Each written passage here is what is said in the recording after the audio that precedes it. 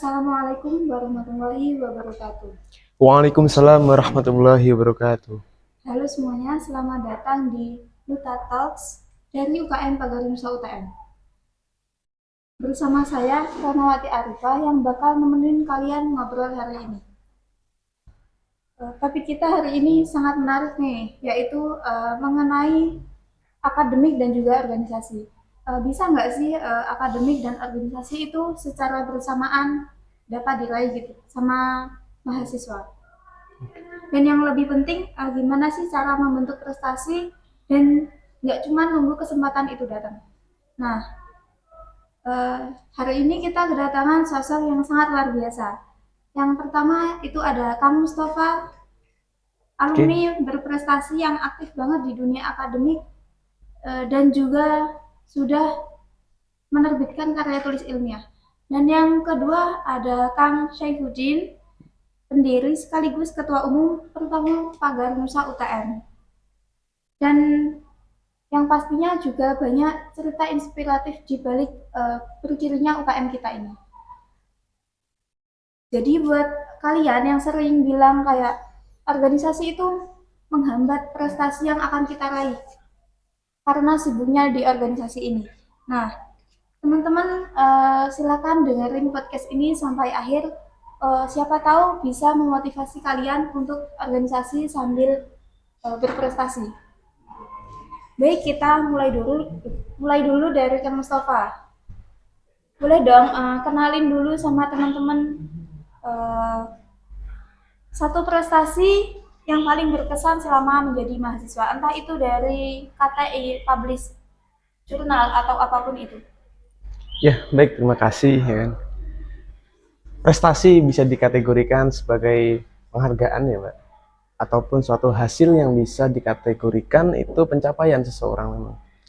Selama saya berkuliah, tentu banyak sekali pengalaman-pengalaman atau capaian yang ingin saya kejar ya. Dan alhamdulillah satu persatu itu bisa tercapai. Bila dikatakan mana yang paling berkesan, ada salah satu di UTM sendiri itu mempunyai namanya itu uh, Merdeka Belajar atau MBKM Riset. Nah, di sana emang kita dituntut tuh untuk bisa selalu berkomitmen dalam riset. Dengan luarannya itu publikasi jurnal dan juga publikasi hak paten maupun dari terkait dengan konvensi internasional ataupun nasional. Di sana memang kita dituntut untuk bisa mencapai sebuah capaian ya kan. Pada waktu itu saya sempat tuh melakukan publikasi jurnal dan alhamdulillah sudah terbit. Nah, hal-hal seperti itu yang mungkin bisa dikategorikan pengalaman ya atau penghargaan yang alhamdulillah bisa saya capai sampai saat ini. Begitu. Kalau boleh tahu, apakah selama menjadi mahasiswa, Kang Mustafa ini mengikuti organisasi kayak kepenulisan gitu, sehingga dapat mempubliskan jurnalnya? Dimulai dari awal semester 1, tepatnya 2019, memang saya tertarik dalam dunia penulisan karena apa? Satu, dari awal saya masuk ke dunia perkampusan, saya sangat buta atau sangat nol dalam dunia penulisan. Nah, di situ saya mencari celah kekurangan diri saya. Akhirnya saya bergabung kepada organisasi bidang penulisan. Karena saya berasal dari Fakultas Keislaman, ada namanya UKMF Smart ya. Semangat menulis, analisis dan riset. Nah, di sana saya menimba ilmu dalam bagaimana caranya melakukan sebuah menulis itu ya, baik dari karya ilmiah, KTI, esai dan sebagainya gitu. Oh iya, dirimu mantan Kadif Smart ya? Iya, sebelum masuk ke pengurusan ya kan? Nah, ini sekarang untuk Kang Syaifuddin. Boleh juga diceritakan awal mulanya Pagar Nusa UTM ini didirikan sehingga menjadi UKM resmi di UTM ini sehingga dapat berdiri sampai sekarang. Oke, terima kasih sebelumnya. Perlu saya detailkan dikit ya tadi. Di awal tadi dibilang kan saya sebagai pendiri sekaligus ketua perdana, itu harus diklarifikasi itu, nggak benar.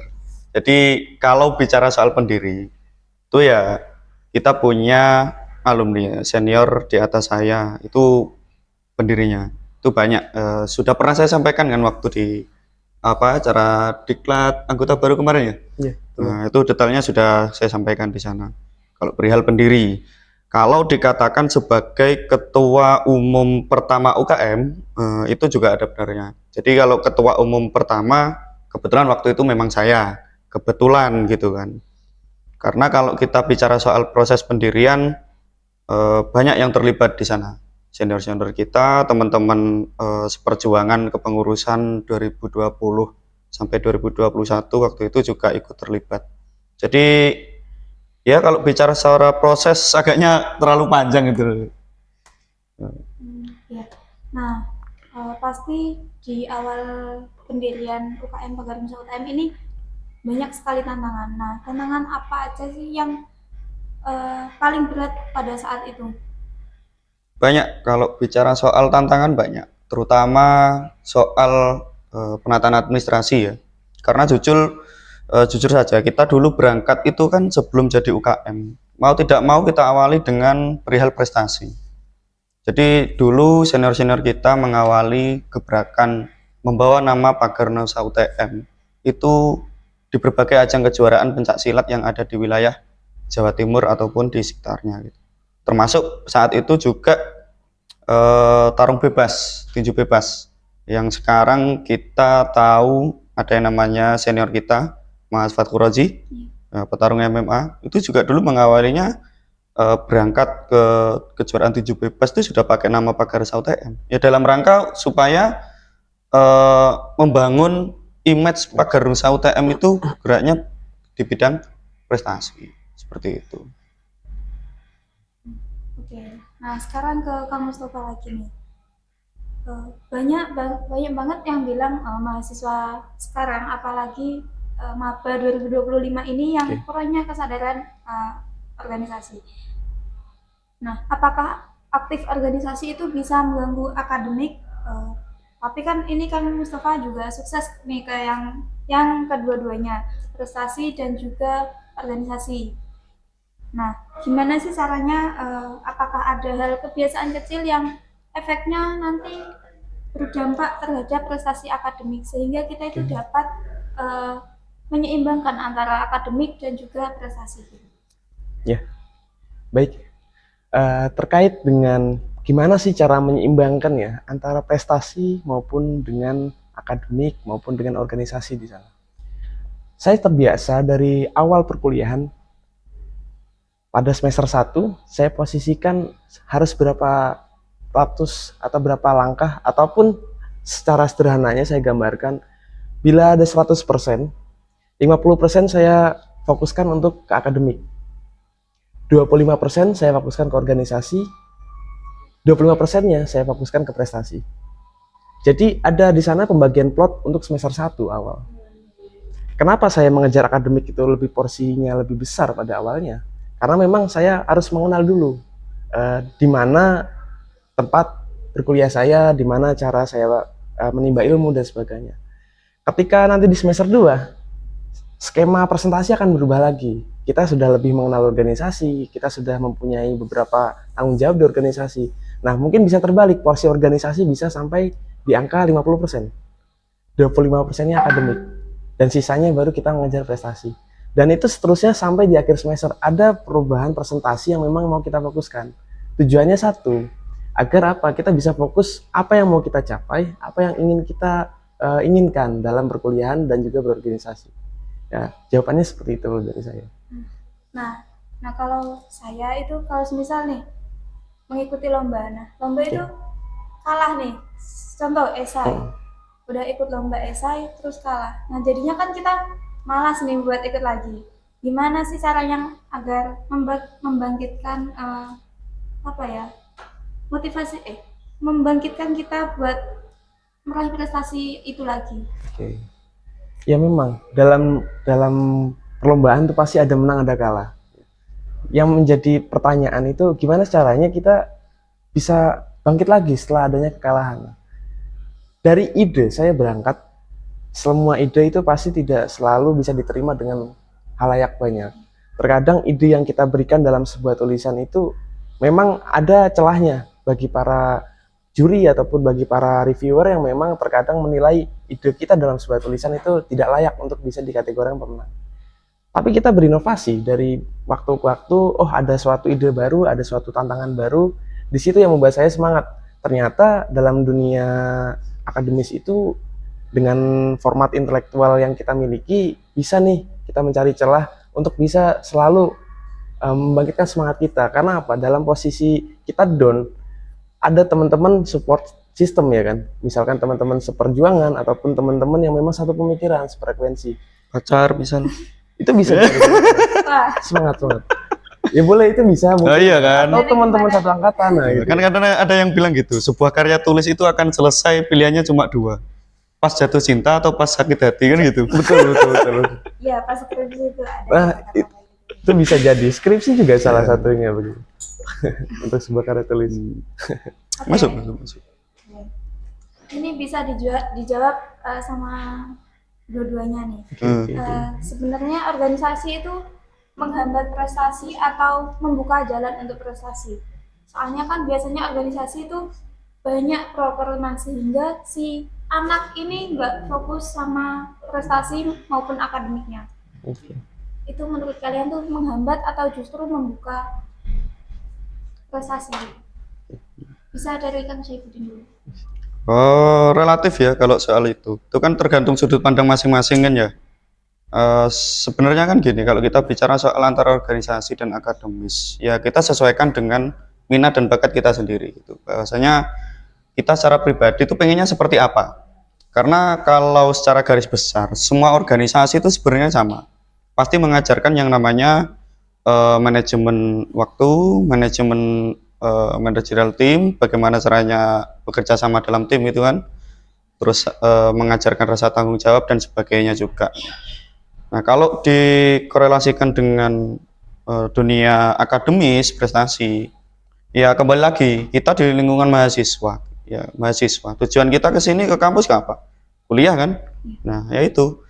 Ya, jangan sampai tujuan utama itu terus terhambat dengan hal-hal lain, termasuk ikutnya kita di dalam sebuah organisasi, apapun itu. Tujuan utamanya tetap kuliah. Nah, mungkin teman-teman yang tahu saya ini bakal bilang gini, ngomongannya nggak sesuai nih gitu kan. Lulusnya semester 14 tapi ngomongnya kayak gitu. Ya, faktanya gitu memang. Ya, saya benar. Saya akui kalau itu. Kalau urusan itu ya beda-beda tadi kan. Jadi relatif, itu tergantung bagaimana cara kita memandang dua hal tersebut dan bagaimana menyikapinya. Nah, mungkin Mas Mustafa punya cara tersendiri. Punya Karena kan pandangan sendiri. ya. Oke. Saya tapi membuat statement yang dari sudut pandang yang berbeda. Mungkin banyak juga rekan-rekan khususnya di teman-teman UKM Pagar Nusa yang memang bergabung dari Pagar Nusa sudah berbackground Pagar Nusa. Jadi mungkin dia sudah dari rumah sudah punya landasan istilahnya berbackground Pagar Nusa. Tetapi bila mana kita masuk ke dunia akademis di UTM sendiri ada UKM Pagar Nusa. Nah, di sini yang menjadikan titik perbedaannya. Apa sih UKM Pagar Nusa dalam tingkatan universitas, dalam bidang akademisi, dalam bidang intelektual yang ada di UNIF. Nah, di situ harus perlu dijabarkan lebih rinci sebetulnya. Karena sejatinya bila disamakan sama sebetulnya sama-sama organisasi, tetapi harus ada pembeda di tataran universitas maupun di tataran seyogyanya yang ada di rumah begitu kan. Berbicara tentang itu tentu dari landasan kita menimba ilmu yang ada di UNIF, memang tujuan kita kembali lagi lah kepada falsafah tujuan UKM ini berdiri kan, mewadahi minat bakat dan juga mewadahi segala suatu prestasi yang ada di lingkungan pencaksilat Nahdlatul Ulama kan begitu, PSNU Pagar Nusa. Kebetulan memang teman-teman yang memang hobinya itu mungkin tanding, seni, baku hantam, ya kan, tarung bebas dan sebagainya. Itu memang sebaiknya dan seyogyanya harus difasilitasi atau dikembangkan lagi di sini begitu. Nah, bagaimana kalau teman-teman yang mempunyai kebiasaan ataupun kesukaan yang memang tidak selaras dengan baku hantam tadi ataupun tanding maupun seni? Tidak masalah. Jadi harapan kami UKM Pagar Nusa itu melingkupi seluruhnya dari keanggotaan dari Pagar Nusa yang ada di luar yang memang betul-betul mahasiswa di sini. Nah, sedangkan saya, ternyata saya sendiri tuh punya hobi ataupun punya kebiasaan menulis begitu. Kebiasaan dalam melakukan penulisan artikel ilmiah dan sebagainya. nggak masalah. Jadi hal-hal yang memang bisa dikategorikan menjadi keinginan, ya kan, itu bisa diimplementasikan juga di organisasi dengan cara mungkin kita mencari teman sefrekuensi, dengan caranya menambah relasi dan sebagainya untuk mencapaikan sebuah karya tadi. Jadi nggak selalu menulis satu hal yang memang berbau akademis. Non akademis pun bisa sangat sangat baik untuk ditulis. Dalam pergerakan pencak silat kan tentu banyak sekali kan gerakan filsafah yang memang kenapa kok terjadinya sebuah gerakan. Nah ini bisa dijabarkan secara ilmiah Iya, seperti bisa dikaji, ditulis. ditulis ya. Nah, Secara kemarin kan ada kan teman-teman yang apa ikut lomba LKTI dapat Anak juara 3. fisik ya. Ada juga siapa yang habis berangkat dari Kalimantan itu, Kang Arif, itu lomba apa? Keislaman atau MTQ gimana ya? MTQ ya?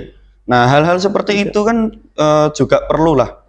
Bagi saya apa ya, di UKM itu perlu juga hal-hal seperti itu kita buatkan tempat naungan bagi teman-teman. Jadi jawabannya tidak sama sekali menghambat prestasi. Nggak. Asalkan dari kita itu apa ya punya Punya kemauan harusnya. punya Ya. kemauan dan juga skill di bidang itu. Kayak contohnya tadi Kang Mustafa punya skill di bidang kepenulisan. Nah, jadi dia nggak hanya di UKM Pagarnusa aja untuk prestasinya, tapi juga di bidang kepenulisan. Ya, kalau skill, kemampuan itu kan semua bisa diasah, bisa dilatih. Yang paling pokok, paling dasar itu kemauan. Iya, banyak orang mau tapi banyak orang punya bakat tapi tidak mau berlatih. Ya percuma. Mau mengimplementasikannya. Iya. Betul. Lebih baik mereka yang tidak punya bakat, misal awalnya di dunia perkuliahan, ya wes dia nggak tahu apapun tentang apa itu bela diri gitu kan. Terus memutuskan masuk ke UKM yang sifatnya bela diri pencak silat, misal Pagarnusa gitu. Dia mau bersungguh-sungguh di sana, dia mau berlatih di sana sampai akhirnya bisa punya skill bertarung yang bagus mungkin. Nah itu yang paling dasar sebenarnya kemauan. Ya. Ya. Itu bisa sambil diminum. Oh ya, Oke, terima siap, kasih. siap. Saya dari tadi juga Terima kasih. kalau nggak disodorkan yo malu kan. Enggak, bercanda. UTM Water ya. Produk asli UTM ini. Sponsor. Bismillahirrahmanirrahim. Amin. Sponsor ya, UTM Water. Nggak apa-apa. Sekarang ada Nusa Talk, siapa tahu kan tahun depan ada Nusa Water. Nah, ini juga lanjut ya. Ini buat kakak-kakak. Bisa dijawab dua-duanya. Pasti kan ada masa dimana kita semangatnya itu pudar, hampir hilang, atau merasa gagal dalam kuliah maupun organisasi maupun maupun apa aja itu. Nah, boleh diceritain nggak momen apa sih yang paling sulit dan gimana caranya agar membangkitkan semangat itu lagi? Mulai dari Kang Mustafa dulu. Iya, kembali lagi cara membangkitkan semangat ketika kita sedang jatuh kan begitu. Ya memang ada banyak sekali sudut pandang ya kan dari teman-teman. Mungkin salah satunya itu teman sefrekuensi yang bisa saling menyemangati, atau ada kekasih yang bisa saling menyemangati kan begitu. Dalam dunia kampus itu normal, tetapi memang yang menjadi patokan harus saling support system dari segala suatu elemen itu. Baik itu pertemanan, kekasih, keluarga, bahkan yang paling penting ya. Ada juga teman-teman yang memang cenderung dominan itu cerdas sebetulnya, cerdas, pintar, tetapi dia mempunyai problem yang mendasari, mungkin problem keluarga yang memang ada pada diri pribadi seorang tersebut. Nah itu bisa menjadikan kadang down ya kan, ketika dia ingin mencapai suatu hal ada masalah yang mengikuti dia, jadi menjadikan momok menakutkan bagi dia. Lebih down lagi ketika lebih ada masalah keluarga gitu. Ya, sepakat itu. Jadi hal kayak gitu yang memang saya rasa bisa membuat teman-teman itu jatuh. Nah, tetapi yang perlu diingat, ketika ada masalah atau apapun, nggak apa-apa, saling berbagi, bercerita. Teman-teman, khususnya di UKM Pagarnusa itu menjadi wadah lah. Bukan hanya sebatas menimba ilmu dalam dunia pencaksilat, tetapi kita ya harus bisa saling mengenali satu sama lainnya untuk menjadi keluarga. Karena kita di sini disatukan menjadi keluarga. Seperti itu, bisa saling bercerita ini. Oke, sekarang ke Kang Saifuddin.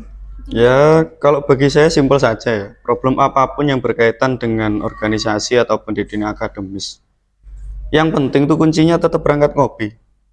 apapun masalahnya selesaikan dengan komunikasi. Kalau saya tipikal saya gitu, karena kita biasa ngopi ya wes kita selesaikan di warung kopi kan gitu. Semua akan selesai kalau kita bisa komunikasikan, kita bisa regulasi semua yang eh, Oke, yang sekarang menjadi masalah. mungkin pesan-pesan buat adik-adik maba Pagar Nusa UTM. Menurut kakak-kakak nih, kebiasaan apa sih yang sebaiknya dimulai dan dibangun sejak awal kuliah biar bisa sukses di antara akademik dan juga organisasi? Mungkin mulai dari Kang Saifuddin dulu. Eh, mungkin gini ya, kalau saya lebih suka nyebutnya gini, janganlah kita bedakan mana maba mana mala gitu, jangan ya. Biasanya saya lebih suka gini, setiap ada anggota baru, teman-teman yang baru masuk kemarin misal tahun 2025, ya wes mereka kita cari sebagai keluarga, anggota baru aja kita nyebutnya, jangan maba lah. eh Cara merangkul ya atau gimana? Caranya biar Oh, tetap membangun apa ya? bangun semangat untuk Membangun semangat akademik hmm, dan juga organisasi. ya wes dinikmati Yang dari saja. mulai awal kuliah. Ya wes dinikmati saja, mengalir saja, nggak perlu kita paksakan bahwasanya harus ini, bolehlah kita bicara target tuh boleh, tapi bukan berarti harus terlalu dipaksakan, jangan gitu, nikmati saja. Mungkin Om Mustafa punya tips sendiri mungkin. Ya, silakan. Ya memang begini, dalam dunia organisasi di kampus tentu kan kita nggak selalu melulu ya istilahnya. Mungkin teman-teman ya yang memang minatnya ke dalam UKM Pencaksilat Pagar Nusa tidak masalah dan sangat diperbolehkan untuk double ataupun triple ataupun berapapun dia mengikuti organisasi ya kan. Jadi jangan memilih hanya salah satu milih organisasi dan dia di sana terbelenggu dalam organisasi itu. Saya kurang berkembang. Saya harap sebanyak-banyaknya dia itu di awal perkuliahan mengikuti organisasi itu yang sesuai dengan keinginan dia atau minat bakat dari seseorang tersebut. Khususnya mahasiswa baru ya. Misal rekan-rekan memang sangat ingin ikut Pagar Nusa, nggak apa-apa diimbangi dengan UKM yang lain, UKM olahraga yang lain ataupun UKM kepenulisan ataupun seni dan sebagainya. Di situ memang menjadi tolak ukur lah untuk dia juga menimbang-nimbang kemana sih larinya dia, semangatnya dia dalam berorganisasi gitu. Kurang lebihnya seperti itu. Intinya jangan membatasi diri sendiri lah. Betul, sepakat. Oke. Nah, untuk karena waktunya udah habis, Siap. terima kasih banyak kepada kedua narasumber kita yang sangat-sangat luar biasa ini. Terima kasih atas sharing dan juga inspirasinya hari ini. Okay. Nah, semoga obrolan ini bisa jadi pengingat kita semua bahwa prestasi tidak menunggu kesempatan, tapi dibentuk lewat kesiapan. Oke. Saya Rahmawati Arifah selaku host pada kali ini izin pamit. Wassalamualaikum warahmatullahi wabarakatuh. Waalaikumsalam warahmatullahi wabarakatuh.